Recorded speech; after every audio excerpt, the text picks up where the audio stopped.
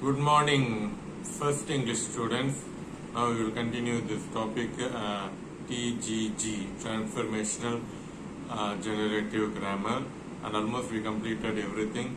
And the most important point when we compare PSG and TGG is that the deep level structure and the surface level structure. Okay, so in PSS, in PSG, the deep level structure is not is ignored. The deep level structure is completely ignored. But in case of TGG, the deep level structure is considered. So a sentence has lots of meaning. That is the beauty of language. Especially in poetry, a sentence, a verse has lots of meanings. A single word may have lots of meanings. In one word, it could be used as see, I am swimming. Okay, I am swimming in the sea. Okay, so here swimming is verb. Swimming is a good exercise. Okay, so here swimming is used as a noun in the second sentence. Swimming is a good exercise.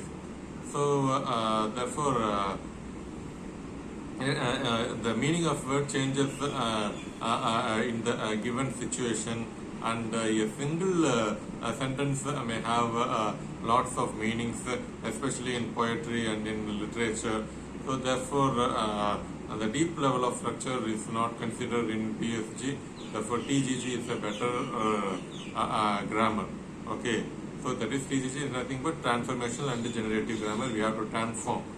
Okay, we are predominantly kernel sentences, that is active, passive voice, and let's say an ordinary statement could be converted as negative statement or interrogative statement, and the statement, the sentence could be changed as present continuous. I sleep, converted into present continuous tense. I am sleeping. Okay, so likewise when we do exercise like that, we will be able to generate sentences, and if we generate sentences, we learn the English language. Okay, so this is the summary of the previous video, and this video is also again a repetition of the previous videos. Okay, so the most important, especially in English language, the most important contribution given by TGG for English language is the sentence pattern. Okay, the concept of sentence pattern was introduced by TGG grammarians. Okay, TG grammarians, they only introduced the sentence pattern, and I guess even by 6th standard itself you would have studied sentence pattern. Okay, so how the sentence is structured. Okay, predominantly they give the 7 types of structure, but the most of the sentences come under these 7 structures. Open at page 210. Okay, so they give 7 structures within the not all. Remember, you have to mention that not all the sentences come under these 7 structures. Okay, but most of the sentences come under these 7 structures. So what are the structures? First is SVA, second one SVC, third one SVO, fourth one SVOA, fifth one SVOC, sixth one SVOO, seventh one SV. Okay, so I guess of course degree level, and we need to revise sentence pattern, but I am not going to make video on sentence pattern. By this I am taking it as granted that you all know about sentence pattern. Okay, so you all know what is yes, V, A, C, O.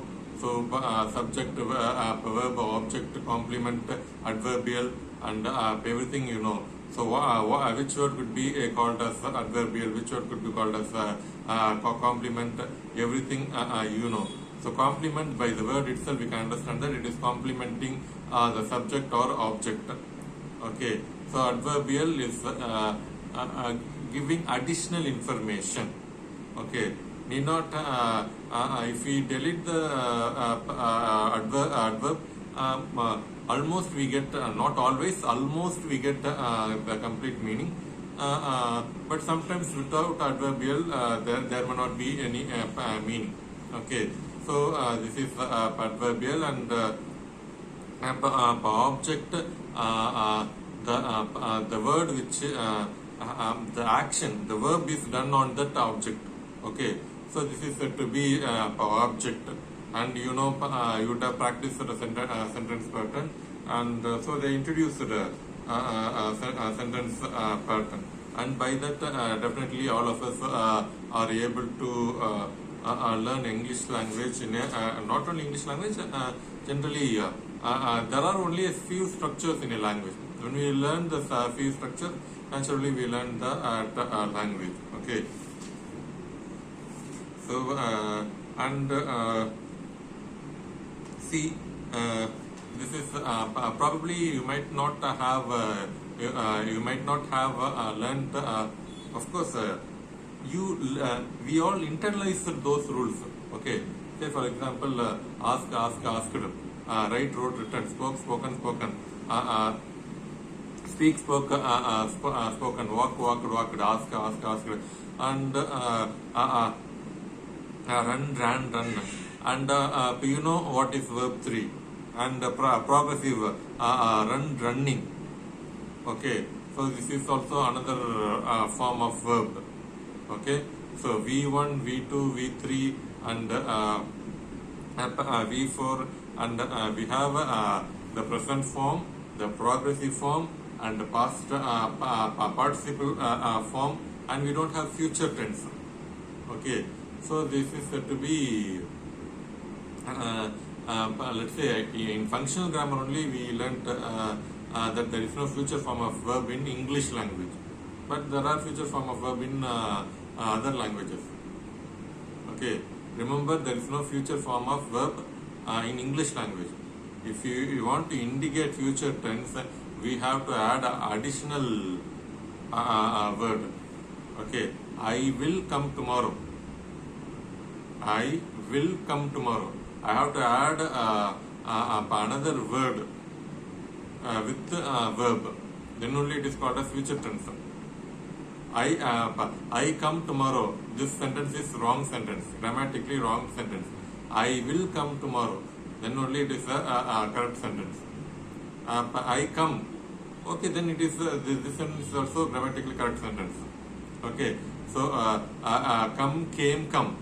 Okay, V3 verb it is a past participle. Okay, so I am coming. I come. I am coming. I have come. I will come. Okay, so we have three form of verbs, but verb 3 is not future tense, it is past participle. So it is used in passive voice and in perfect tense. Okay, so such grammar are discussed in TG. Okay, so past participle is a unique form of verb which is not there in Tamil language. Okay, past participle form of verb is not there in Tamil language. Okay, it is there only in English language. So written cannot be translated in Tamil language. WRITTEN.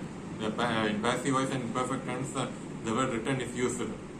Okay, there is no perfect tense in Tamil language. Okay, even there is no progressive tense in Tamil language. Okay, நான் எழுதி கொண்டு இருக்கிறேன். So present continuous tense. There is no such thing in Tamil language. கடந்த காலம், நிகழ்காலம், எதிர்காலம். That's all.